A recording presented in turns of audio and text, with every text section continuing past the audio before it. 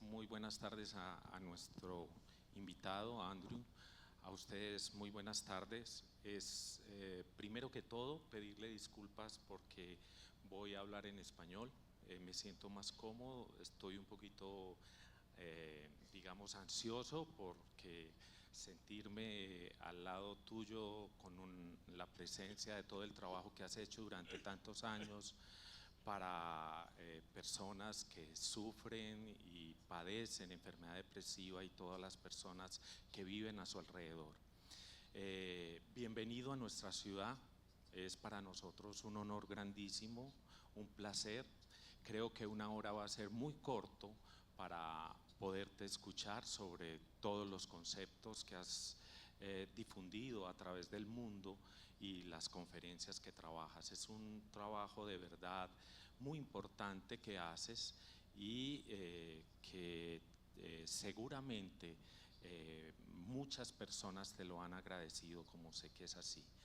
No me voy a detener en presentar a Andrew Salomon, es una persona reconocidísima en el mundo, ya lo decía el director del parque, un escritor, tiene summa cum laude en varias universidades y pues trabaja básicamente de manera inicial el tema de la depresión y todo lo que es la desmitificación y la parte de quitar el tabú alrededor del mundo.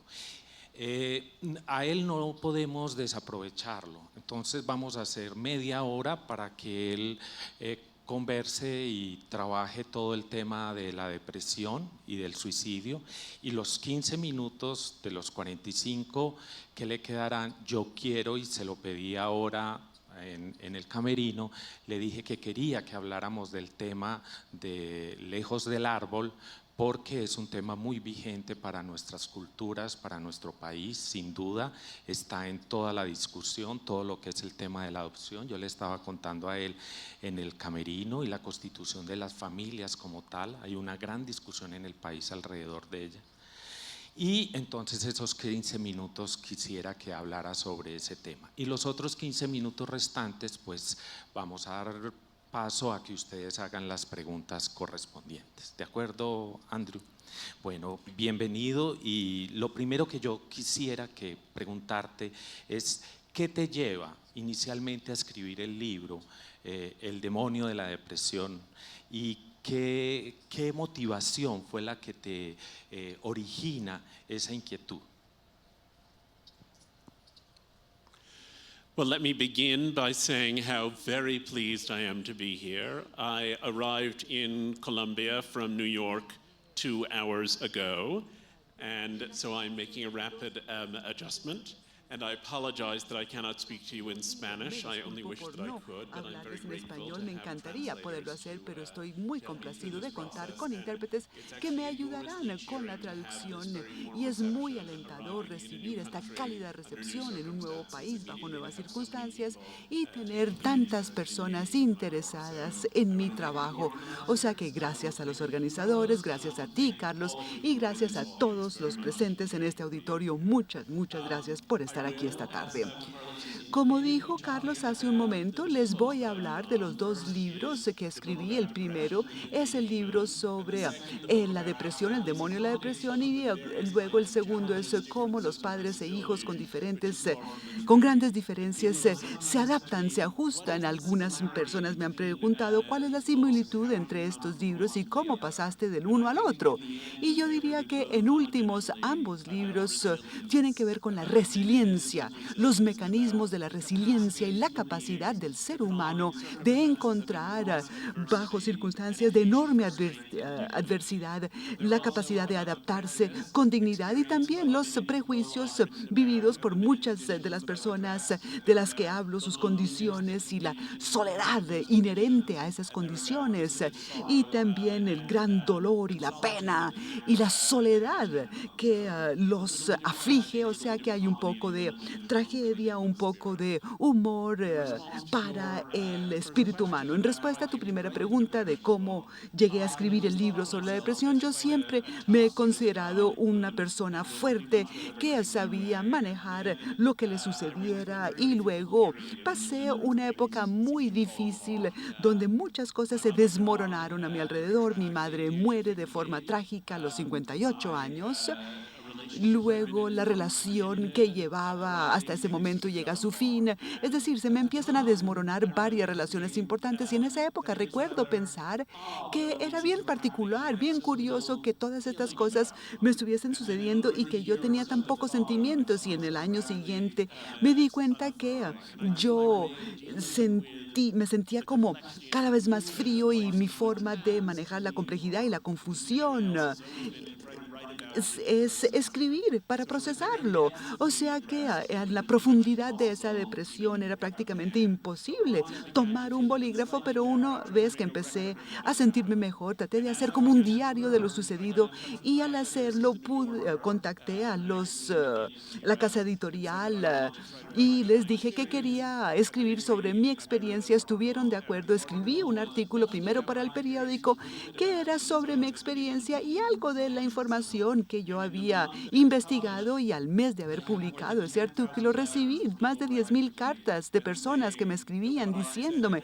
que lo que yo había escrito les había ayudado muchísimo porque les hizo sentirse menos solos. Y yo pensé, si hay tantas personas que pueden responder tan rápidamente a un artículo en una revista, entonces creo que aquí hay cabida para escribir algo más amplio, y empiezo a meterme en este campo, a estudiar un tema que desconocía, porque hasta ese momento yo había escrito de relaciones internacionales, había escrito sobre las artes, las bellas artes, y cuando me encuentro en este mundo, empecé a pensar que hay dos temas fundamentales que quería abordar. El primero es que la gente tiende a considerar la depresión como una enfermedad de clase media del mundo moderno occidental, y yo quería demostrar que la depresión ha existido a lo largo de la historia. Hipócrates la describe hace 2500 años como la describimos incluso hoy día, y yo quería ver cómo funcionan las diferentes culturas, y me dediqué a estudiar la depresión en Groenlandia, la depresión en el Khmer Rouge en Camboya, y también los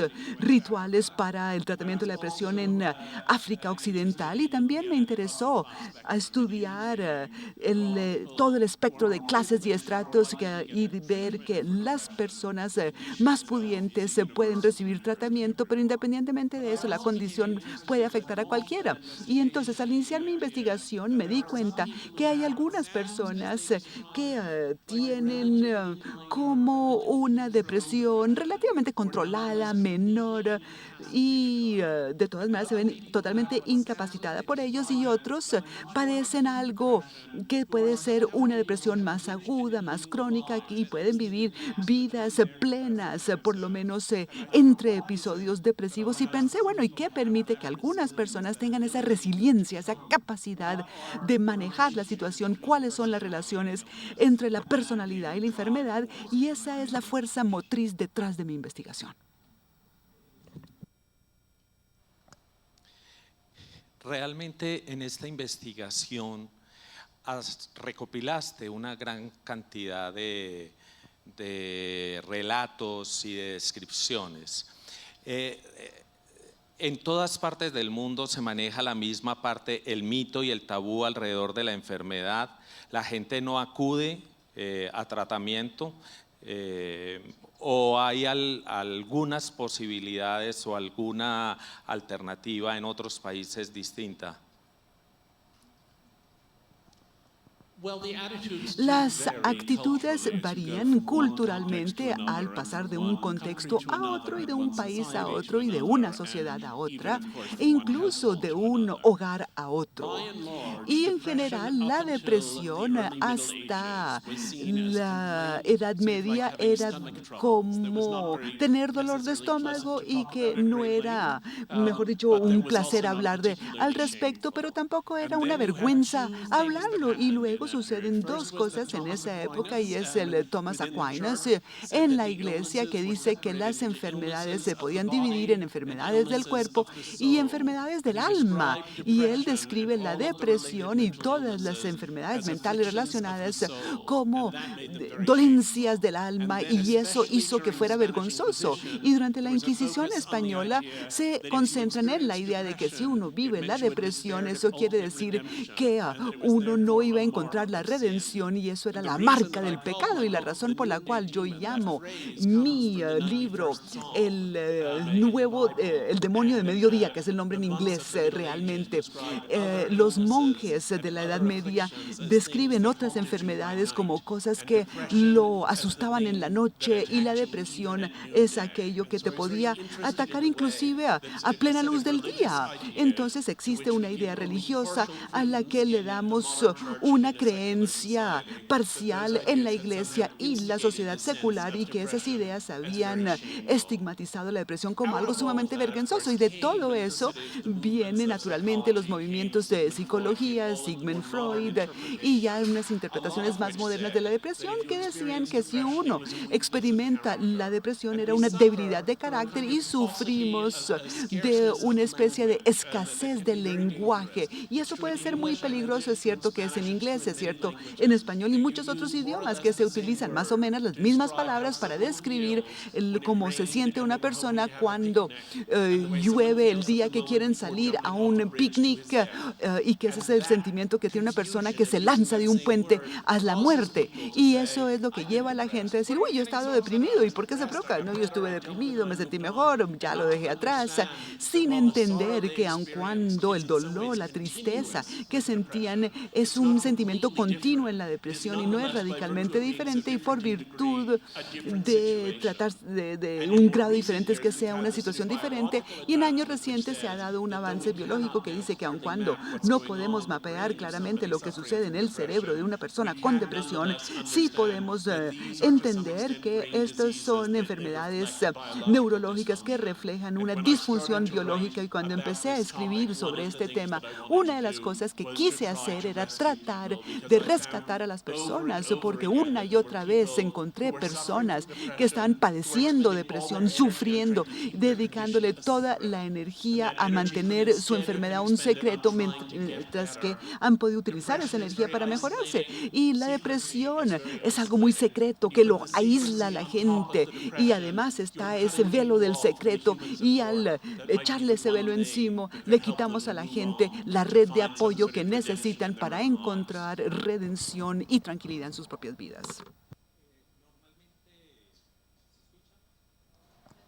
Normalmente los pacientes en la consulta tienden y las familias a preguntarme frecuentemente, y sé que lo hacen con mis colegas, es las familias, doctor, ¿cómo le ayudamos a este familiar que está enfermo? ¿Qué podemos hacer desde nuestra posición para de verdad acompañarlo y de verdad poder hacer que mejore? ¿Qué les dirías normalmente a todas esas personas que tienen de una u otra manera familiares o amigos o personas cercanas que están deprimidas? Es una magnífica pregunta y es una pregunta que he oído con muchísima frecuencia, dicho sea de paso. Y creo que sí es posible que la gente olvide que la depresión es una enfermedad de la soledad y el ser amado no hace que desaparezcan los síntomas de la depresión, pero sí le ayuda a la gente a saber que hay algo por lo cual luchar si logran hacer que los síntomas desaparezcan, y el amor es muy importante. Ahora, una pregunta que me hacen a mí con frecuencia tiene que ver con la naturaleza de la resiliencia, porque la gente me dice cuáles son las cosas que usted mide para ver el grado de depresión, para ver si se le da medicamento o algún tipo de tratamiento, o mejor yo, cómo se le ayuda. Pero una de las cosas que creo es el predictor principal es si la persona tiene algún tipo de conexión humana con otras personas, y hasta tanto uno no haya trabajado en este campo y haya recibido las cartas que yo he recibido, es muy difícil para los integrantes del tejido social entender el terrible sentimiento de aislamiento en que viven muchas personas, y la gente que está en ese aislamiento tiene que luchar muchísimo por mejorar, y las personas rodeadas por amor son las que tienen una mayor probabilidad de salir adelante. Y a veces la gente me dice, pero es que mi hijo deprimido, mamá, amigos, cónyuge, dice que todo lo que quiere es que lo dejen solo y estar solo. Y digo, bueno, sí, eso puede ser muy estresante para una persona deprimida, el tener que involucrarse en interacciones humanas, y a veces lo que hay que hacer es sentarse al lado de la persona y decirle que todo va a salir bien, y a veces uno tiene que quedarse sentadito en silencio, inclusive sentado por fuera de la puerta de la habitación sin que lo vean, porque quieren que uno no esté ahí, pero no se vaya, porque es cuando uno se va que entran en esa espiral descendente de la desolación, la desesperación y a veces hasta el suicidio. Entonces yo creo que la sola presencia, estar presente, y además de estar presente, tener la capacidad de decirle a la persona deprimido algunas verdades y decirle, mire, hoy día la depresión es una condición que se puede tratar, afecta a un enorme número de personas, no es vergonzoso pedir tratamiento, y el que ama a una persona con depresión le puede ayudar a esa persona a buscar el tratamiento que necesita.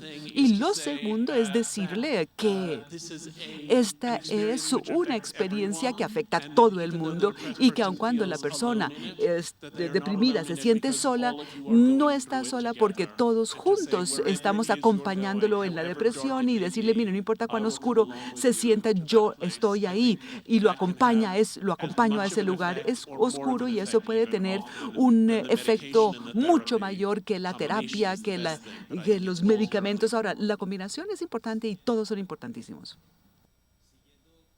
Con el tema, es frecuente que las personas que acompañan a alguien con depresión, cuando les manifiesta que tiene ideas de suicidio, existe la tendencia, por el temor o por desconocimiento también, a ignorar o a desconocer lo que la persona está transmitiendo, que es finalmente buscar una ayuda, una posibilidad de acompañamiento. ¿Cómo manejar también con las familias el tema de cuando llega la ideación suicida en un paciente que tiene depresión? Bueno, yo creo que la amenaza del suicidio tiene que tomarse muy en serio. El mejor predictor de si una persona se va a suicidar es si esa persona ha hablado del suicidio. Entonces sí, hay algunas personas que hablan del suicidio porque están siendo manipuladoras y quieren lograr su atención y su concentración, y jamás se les ha ocurrido quitarse la vida. Pero hay otras personas que están coqueteándole a la idea y que realmente tienen un mecanismo de seguridad muy fuerte que evita que lo lleven a cabo, y hay otras personas que lo hablan porque han considerado seriamente el suicidio, sí, son capaces de tomar acción, y es increíblemente difícil saber cuál es la categoría en la que se encuentra una persona. Entonces hay que ir por el camino seguro y suponer que si alguien habla de suicidio, significa que está considerando el suicidio y que hay que interactuar con esa persona. Uno de los síntomas de la depresión, uno de los principales síntomas, es que se siente infinito cuando cuando uno está deprimido, muchas personas dicen, ay, no, muchos se han deprimido y se mejoran y usted va a estar mejor la semana entrante. Y uno dice, no, esta es mi realidad, aquí estoy engrampado. Una de las personas que entrevisté para el libro me dijo, mira, uno cuando está deprimido no cree que uno tiene un velo gris encima y uno ve el mundo a través de ese color gris. Y no, uno lo que siente es que le arrebataron el velo y por eso no podemos ver felicidad. Es muy fácil sacarle los demonios a los esquizofrénicos porque creen y perciben que tienen algo externo dentro de sí, pero es más difícil con la persona deprimida porque creen estar viendo la verdad, pero la verdad miente. Y yo creo que esa idea de que la verdad miente es fundamental para procesar lo que dice una persona con tendencias suicidas. Tú le puedes decir, no, mira, no tiene sentido que te quieras suicidar si tú tienes tantas cosas maravillosas en tu vida. Esa es una verdad, pero la verdad que ve la otra persona es, estoy en una ansiedad que no soporto, no creo que jamás voy a mejorar y solamente tengo una solución. Y si tú insistes que tu verdad es la verdad verdadera y su verdad no tiene validez, entonces vamos a soslayar, socavar cualquier oportunidad de comunicación con esa persona. Entonces, lo que hay que hacer es escuchar, aceptar la realidad de la persona y con dulzura tratar de cambiar esa realidad y presentar otra realidad en un tono de sumo respeto. Hay un tema que tratas con gran claridad y que yo lo he leído y lo he escuchado en tus conferencias, y es el tema del paciente deprimido que te dice, ¿cómo me puedo aliviar? ¿Qué tipo de tratamiento busco? ¿Será que hago meditación? ¿Será que hago yoga? ¿Será que me está faltando acercarme a la iglesia? ¿Será que tomo el medicamento alrededor del cual hay un gran mito y también un gran tabú? ¿Voy donde el médico?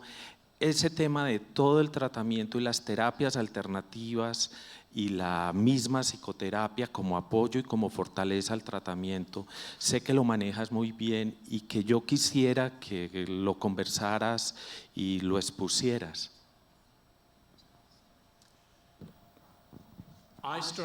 Yo empecé cuando estaba haciendo mi investigación original de este tema como un médico conservador. Yo creía que existían tres cosas que habían demostrado ser efectivas para la depresión. Por una parte, el tratamiento para electroconvulsión para personas con depresión crónica, había medicamentos y también ciertamente distintos tipos de psicoterapia, y yo pensaba que todo lo demás era como pamplinas, pero cambié mi opinión a medida que seguí investigando y veo que estas tres cosas siguen teniendo la trayectoria más importante. La psicoterapia y los medicamentos son muy importantes, pero conocí personas que habían recibido ayuda y les habían servido otras cosas. Si uno tiene cáncer del cerebro y uno dice que a uno le hace sentir mejor meditar 1 hora al día, tal vez se sienta mejor, pero igual sigue teniendo un cáncer del cerebro y lo más probable es que muera como resultado de ese cáncer. Pero si usted dice que tiene depresión y le hace sentir mejor meditar 1 hora al día, entonces ya no tiene más depresión, porque la depresión es una enfermedad de los sentimientos y de cómo nos sentimos. Y si ya nos sentimos deprimidos, no estamos deprimidos. Y he conocido toda suerte de personas que han utilizado toda suerte de cosas, personas que recurrieron a la religión, a las conversaciones con hombres religiosos, curas, lo que fuera, otros por prácticas orientales como la meditación, personas que vieron que cambios en su dieta habían aliviado algunos de los problemas que padecían. Y yo terminé sintiendo un gran respeto por todas esas posibilidades, y también recibí muchas cartas de personas que habían hecho cosas alocadas. Una mujer me escribe diciéndome que luego de probar la psicoterapia y los medicamentos, y lo que más le había ayudado había sido tejer cosas chiquitas.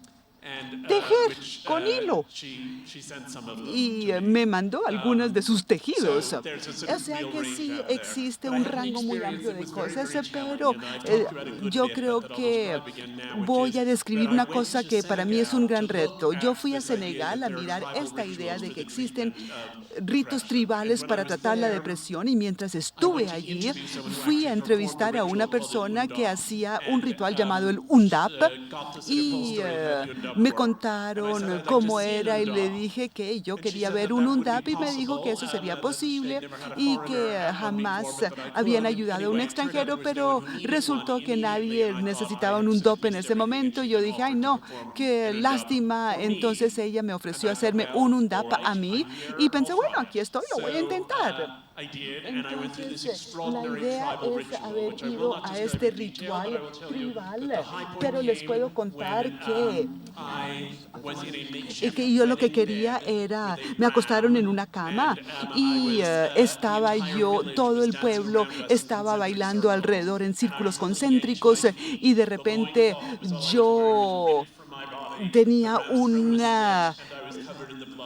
como un cabo atado al cuello y a las rodillas y yo jalo y se corta y que me habían curado.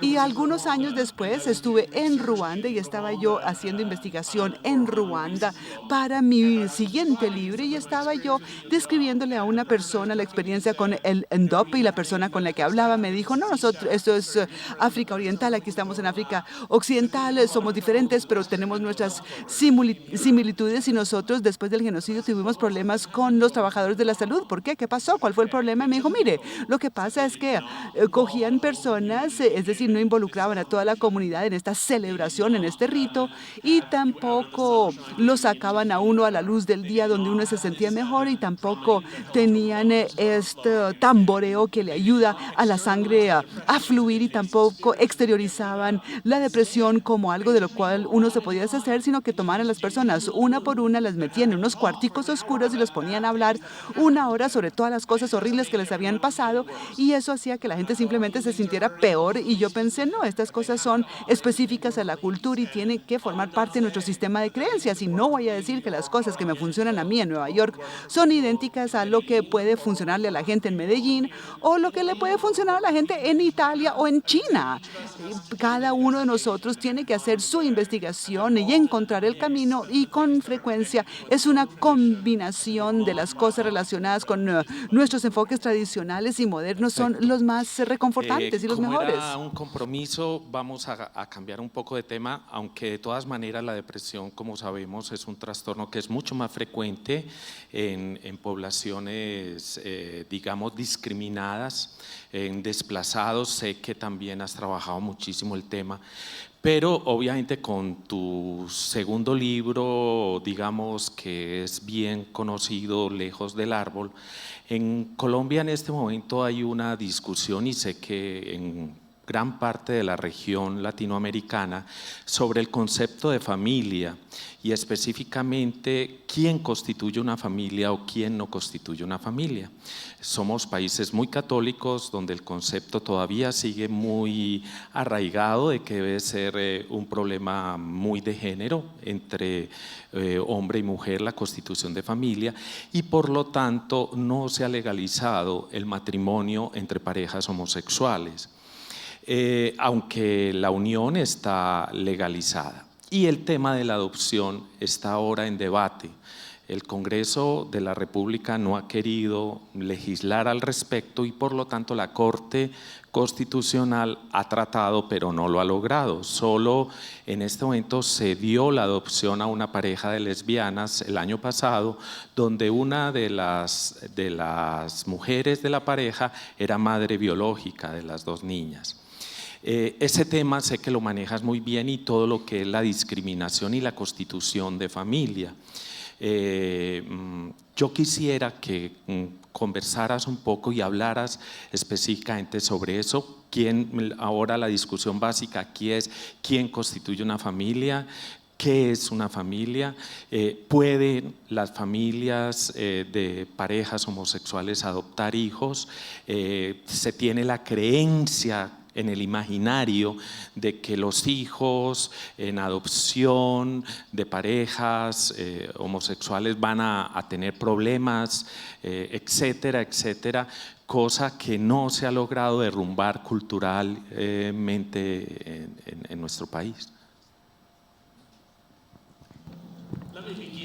Permítame empezar por enmarcar la conversación con el tema de lejos del árbol y lo que usted acaba de escribir es muy importante en mi libro. Hace muchísimos años me asignaron en el New York Times un artículo sobre la cultura de los sordos y lo que descubrí es que la mayoría de niños sordos nacen a padres que pueden oír y que los padres quieren que los niños funcionen en el mundo de los oyentes y que los niños encuentran una identidad en el lenguaje de señas que comparten con otras a partir de la adolescencia.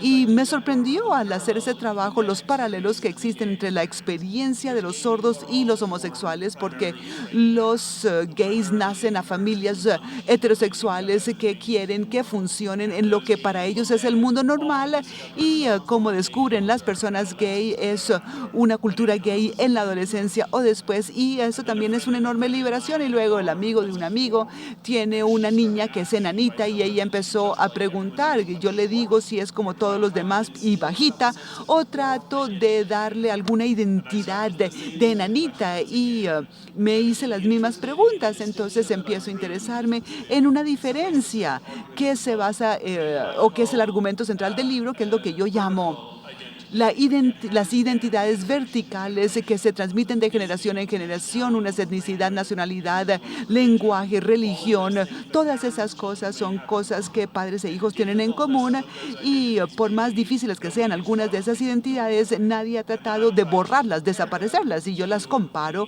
con las identidades horizontales que son las que las personas no tienen en común con sus padres. En las familias gay, sí tengo mucho que decir al respecto. Mi marido es el padre biológico de 2 hijos con unas amigas lesbianas que viven en Minneapolis. Uno de mis amigos más queridos de la universidad se divorció, pero quería un hijo, y ella y yo tenemos una hija en común, madre e hija, viven en Texas, y mi hijo y yo tenemos, mi marido y yo tenemos un hijo del que yo soy el padre biológico, y tuvimos un vientre sustituto, que es una de las mujeres con las que él tuvo sus hijos. Entonces, como les dije, aquí hay 5 o 6 padres, porque mi amiga en Texas en este momento tiene una relación con un hombre, pero bueno, tienen 6 padres, estos 4 niños en 3 estados diferentes. Entonces, es un proceso de descubrimiento, de descubrir que nosotros lo podíamos definir como familia. Y ha sido toda una liberación, porque parece que hay personas que creen que la existencia de familias como la nuestra socava la existencia de familias como las suyas, y yo no puedo aceptar un modelo de amor sustractivo. No, yo creo que es aditivo, y yo creo que así como se necesita una diversidad de las especies para mantener el planeta, también necesitamos la diversificación del afecto, porque todo se debe basar en el amor, en el cariño. Y yo he estudiado muchas familias gay que son el tema de un nuevo libro en el que estoy trabajando, y he visto que hay muchísimas personas que han vivido en un lugar diferente, o si hubiesen vivido hace 50 años, habrían tenido un potencial de amor sin tocar, porque se requiere un esfuerzo mayor para que los gays puedan establecer una familia, y con frecuencia sus familias son mucho más unidas, fuertes y mucho más amadas que lo que habrían gozado y tenido en otra Les circunstancia. dije que iba a ser muy corto el tiempo. No, es extremadamente corto. Faltan 15 minutos, y entonces la idea es dar la oportunidad a las personas que están presentes a que generen sus preguntas. Entonces, iniciamos. Juanita, ¿quién quiere 5 minutos más? Perfecto. El concepto de familia como tal está muy en discusión. ¿Quién constituye una familia realmente? Yo entiendo tu concepto y sé que es a través del amor en que lo basas, no es un problema de género, y en ese sentido, ¿crees que el apego y la teoría del apego que has trabajado tanto, pudieras hacer un pequeño esbozo en estos minutos?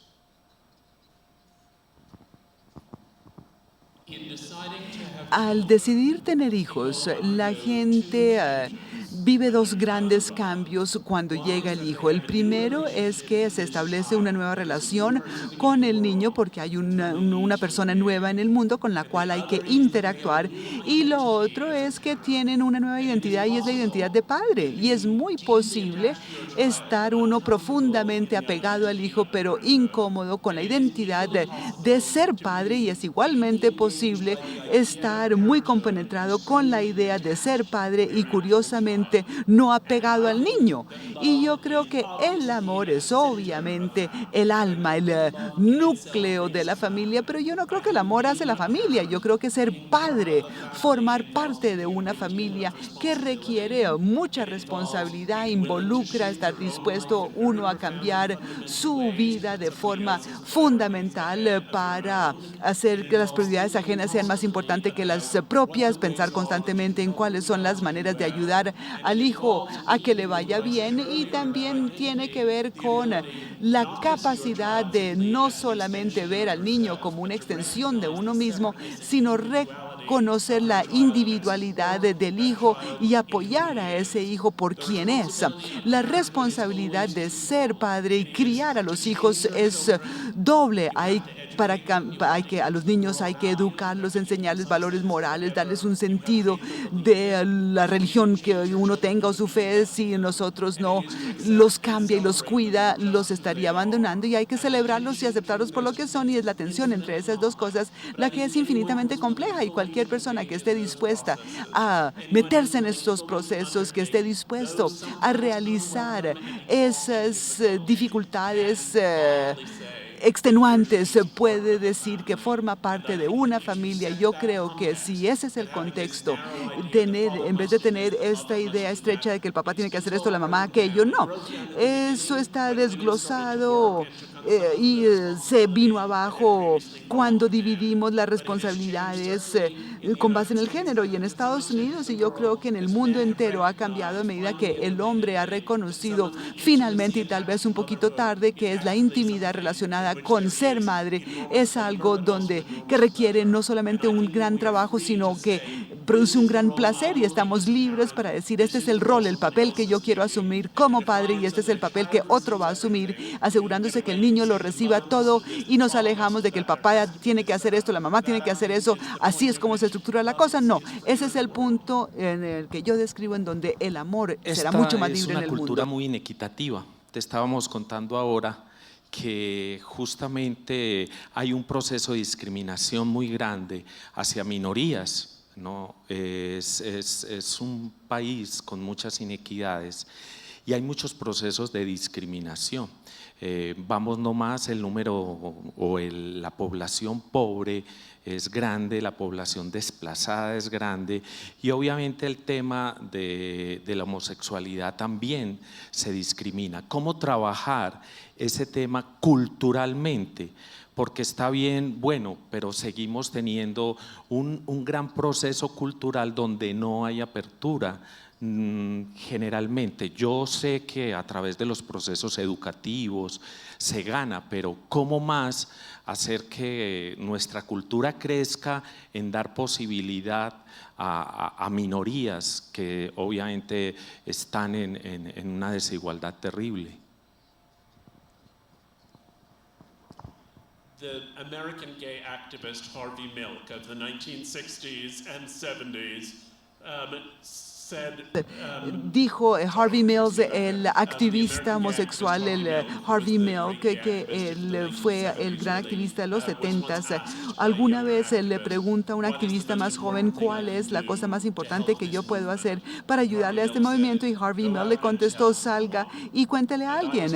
Y yo recuerdo una conversación con una persona que describía su experiencia como madre de un niño con unas discapacidades altamente estigmatizadas, y me habló del proceso de llegar a conocer gente, y me dijo: mire, es muy difícil para una persona odiar a una persona cuya historia conoce, y eso tiene que ver con proximidad. Yo creo que si la gente es expuesta a los integrantes de otros grupos étnicos o de estratos sociales o preferencias sexuales o nacionalidades, fes, todas estas otras, entonces se vuelven menos terribles. Y cuando yo miro el prejuicio que sigue siendo muy fuerte, incluso en Estados Unidos, y me sorprende una y otra vez, es que la gente que está llena de odio generalmente son personas que creen que no tienen ninguna experiencia con los grupos que odian, y aun cuando tenemos diferencias y las diferencias dan pie al prejuicio, y eso es muy difícil, yo igual creo que la herramienta más poderosa es que la gente se mezcle, y si no se pueden mezclar en la vida real, que sean representados. El Challenging Program muestra a personas viviendo de una forma muy diferente, donde la gente siente empatía, y la gente que empieza a ver este programa de televisión ve que estos prejuicios se discuten abiertamente, y la razón por la que escribo es porque quiero que los integrantes de un grupo tengan proximidad con lo que yo he visto. Es la experiencia del otro grupo, y yo creo que eso es uno de los esfuerzos literarios más grandes, y yo espero hacerlo bien El realmente. micrófono está entonces en el centro. ¿Alguna persona que quiera hacer algún tipo de pregunta? Perfecto, el micrófono está allá y nos das el nombre y haces la pregunta a Andrew.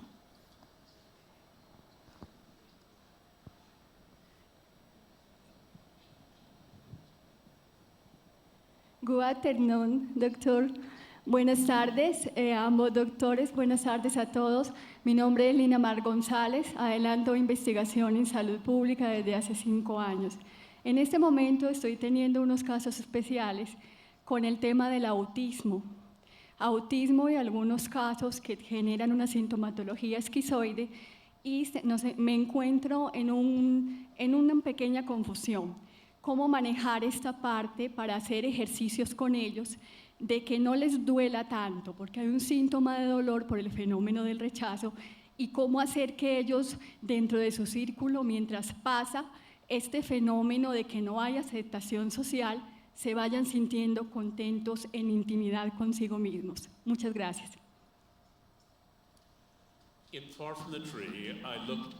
Lejos del árbol, miro la situación de familias que tienen sordera, enanismo, síndrome de Down, autismo, esquizofrenia, diferentes discapacidades, familias que se ven abrumadas porque tienen hijos prodigio o genios, o familias cuyos miembros cometen delitos, como criar a un hijo de la violación carnal.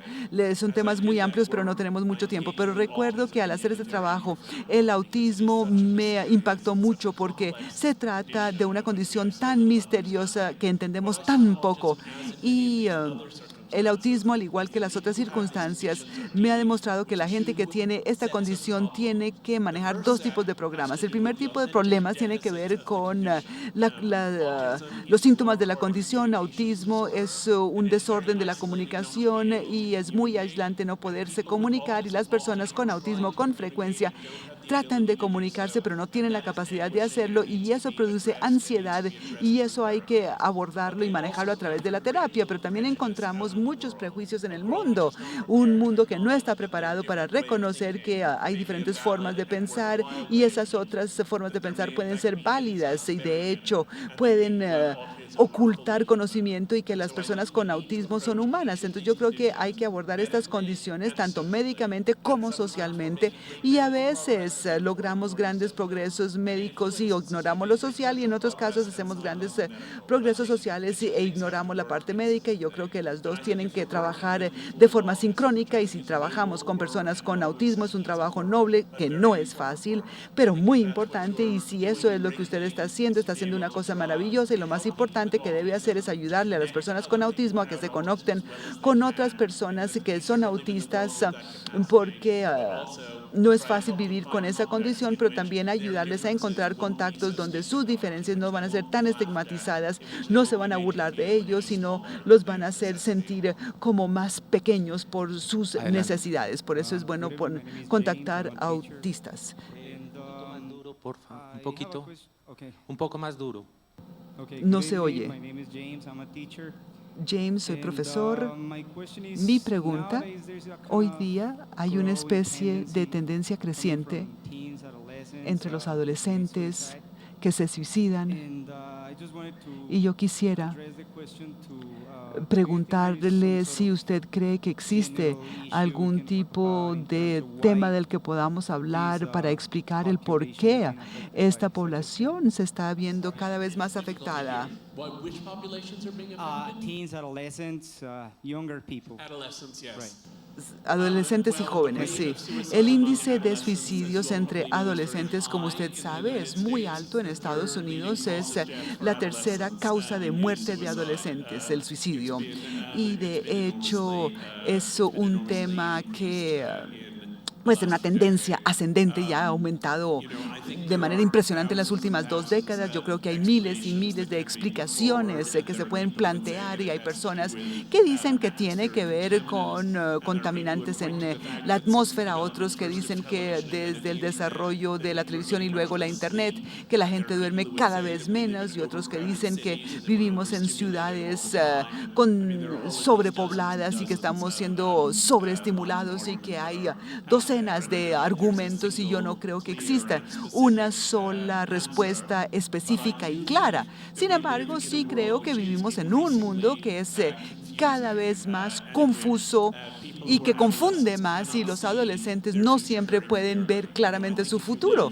Y yo creo que si uno hubiese vivido hace 200 años, uno podía ver lo que le pasaba a los demás y uno decía, bueno, si yo me convierto en herrero, entonces voy a trabajar como esta persona, si me convierto en cura o haré esto, o si me convierto en abogado, uno tenía una idea de cómo iban a ser las cosas y creo que hoy vivimos en un mundo donde hay un número abrumador de opciones entre las cuales elegir y creo que la internet permite que algunos expresen una crueldad que otros no están preparados para aceptar y hay mucha dureza y creo que hay más oportunidad para abuso. Yo podría continuar eternamente la lista, pero yo creo que la pregunta no es de dónde viene, que es también muy confuso, sino más bien qué podemos hacer al respecto. Y lo que hemos visto es que hay muchas intervenciones muy exitosas para los adolescentes deprimidos para evitar que se suiciden y lo primero es tomar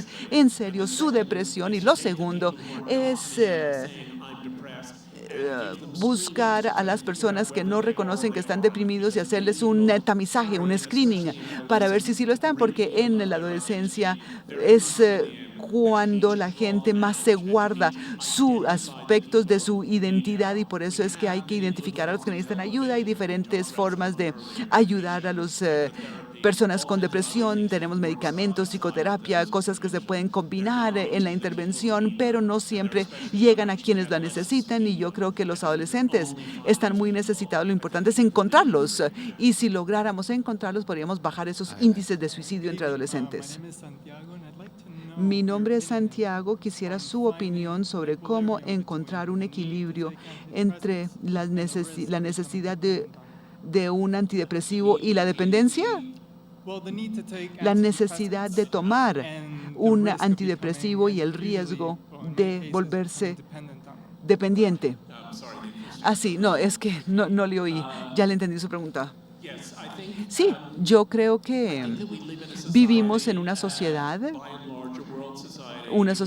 globalizada donde la gente está sobremedicada y submedicada y con eso estoy diciendo que hay personas que toman medicamentos que realmente no los necesitan y no les sacan ningún provecho y hay personas que no se los están tomando y que podrían servirle mucho y creo que es muy difícil hacer esos ajustes simultáneamente. Ahora, yo tiendo a estar más preocupado por aquellas personas que no reciben la ayuda y también creo que hay muchísimas personas para quienes la dependencia del antidepresivo tiene su lado negativo porque tiene muchos efectos colaterales. No conozco a una sola persona que toma antidepresivos que no tenga efectos colaterales que negociar. Entonces, uno de esos efectos es ser una persona que es vulnerable todo el tiempo y siente que su personalidad se puede venir al piso si no tiene el apoyo. Y yo traje medicamentos adicionales por si acaso la tormenta de nieve en Nueva York se empeoraba y yo no me iba a quedar sin mis medicamentos. Entonces, yo creo que hay que utilizar estos medicamentos con cautela y que la gente no se debe dejar llevar por la idea que todo el mundo tiene que tomarse este medicamento y que hay que echarlo prácticamente en las reservas de agua potable. No, yo creo que todo el mundo tiene que experimentar un poco y el experimentar no es fácil, pero sí hay que probar diferentes experiencias, dosis, dosificaciones para ver qué funciona para uno y no considerar el medicamento como una debilidad o algo que avergüenza, sino ver cuáles son los efectos colaterales que a uno lo afectan para mal para no tomárselo. Y recuerden que uno puede subir o bajar la dosis, tomársela, luego dejar de tomársela, estar abierto a la idea de que empezar un medicamento no es como condenarse a una vida entera de dependencia total. Perfecto. La última pregunta entonces. Buenas tardes, mi nombre es Esteban y tengo como 50.000 preguntas, pero solo voy a hacer una. Y es, bueno, siendo la depresión un problema cada vez más frecuente, convirtiéndolo en un problema de salud pública, ¿cuál es su recomendación o su percepción sobre lo que deberían hacer los gobiernos y el sistema de salud en relación a este problema?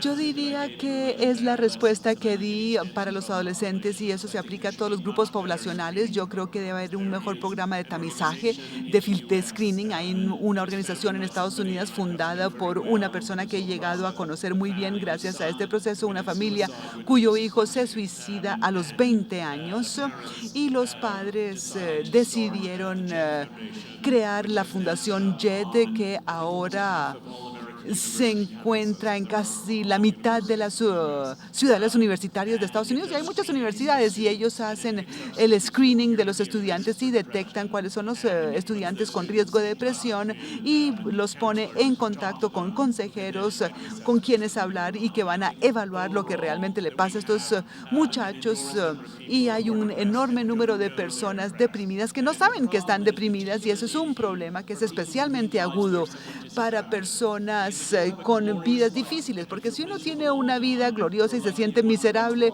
y uno se pregunta, no, ¿qué me pasa? Entonces puede ir a buscar ayuda porque la forma como te sientes no tiene sentido dada tu vida, pero si tú tienes una vida dura y difícil y te sientes miserable todo el tiempo, ni se te ocurre buscar ayuda porque te parece que ese sentimiento tiene sentido por tu vida, pero es muy posible que la razón por la que su vida es tan horrible es porque está deprimido en vez de que usted está deprimido por lo que tiene una vida tan dura y tan difícil. Entonces, si encontramos las personas deprimidas, eso sería genial. Y luego creo que tenemos el problema del tratamiento. Y yo recibo muchísimas cartas, algunas de personas que están deprimidas y reciben un buen tratamiento y me escriben para contarme y eso me parece muy bueno, pero otras son de personas que por alguna razón se oponen a cualquier forma de tratamiento y yo creo que esas personas están ejerciendo un mal juicio porque algunas cartas son personas que tienen una depresión intratable, pero la amplia mayoría son cartas de personas que han tomado el difícil paso de reconocer que tienen el problema y que están recibiendo un tratamiento insuficiente, incompetente, es el medicamento equivocado o les dan un medicamento cuando no lo necesitan o la terapia no es la más indicada. Y yo creo que lo que hay que hacer es encontrar un sistema que nos permita hacer el tamizaje de estas personas para definir si tienen las condiciones y luego supervisar el tratamiento y hacerle una evaluación para ver si se llega a un éxito y no hacer cualquier cosa, porque yo creo que hay ciertos tratamientos que no se permitirían si se tratara de cáncer o de cualquier otra Sabíamos que el enfermedad. tiempo iba a ser muy corto, lastimosamente hemos llegado como al final. Andrew, muchísimas gracias, ha sido de verdad muy placentero escucharte, oír tus conceptos.